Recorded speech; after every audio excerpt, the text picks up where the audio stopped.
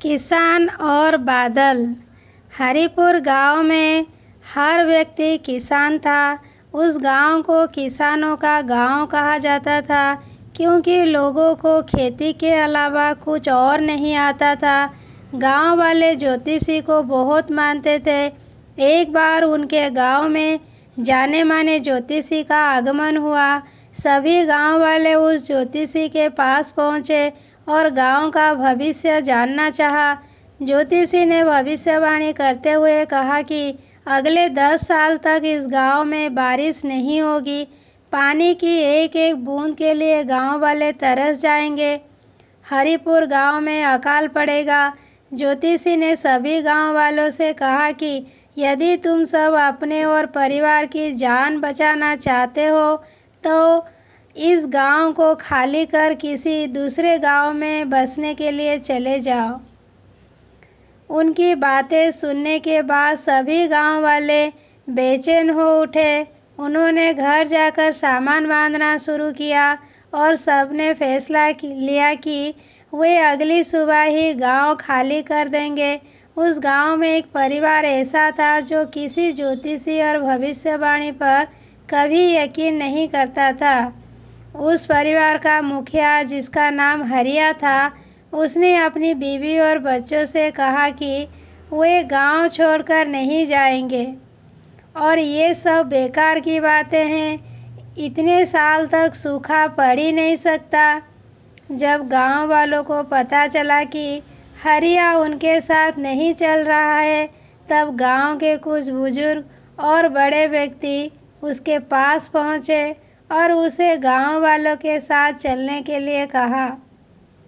लेकिन हरिया अपनी ही जिद पर अड़ा रहा और उसने सभी गांव वालों के साथ जाने से इनकार कर दिया। अगली सुबह हरिया और उसके परिवार को छोड़ बाकी सभी लोग गांव छोड़कर चले गए। पूरा गांव खाली था। सब लोग जा चुके थे। हरिया को समझ नहीं आ रहा था कि क्या किया जाए, क्योंकि एक तरफ ज्योतिषी की भविष्यवाणी और दूसरी तरफ पूरे गांव का खाली हो जाना। 2-3 दिन के बाद हरिया ने सोचा कि क्यों ना हल को लेकर खेत ही जोतता हूँ, क्योंकि जो काम है वह तो होता रहे। उसने खेत जोतना शुरू किया। पहले दिन निराश हताश होकर ही वह घर लौटा और यही सिलसिला 3-4 दिन तक चलता रहा। हफ्ते बीत जाने के बाद एक दिन हरिया अपने खेत पर हल जोतने पहुंचा।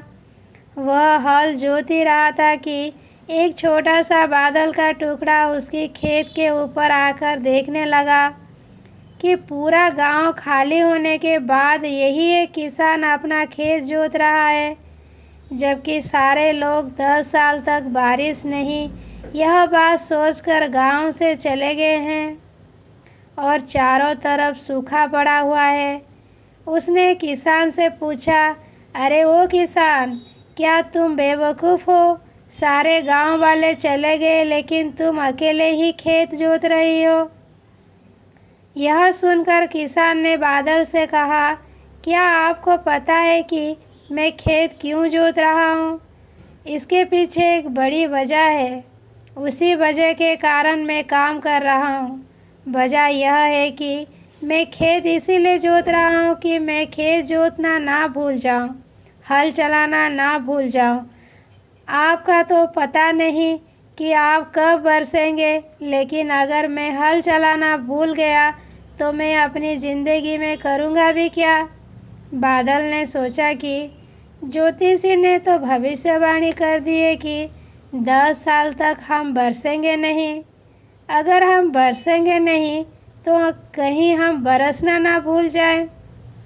वहाँ और भी बादल इकट्ठा हो गए और जमकर बारिश होने लगी।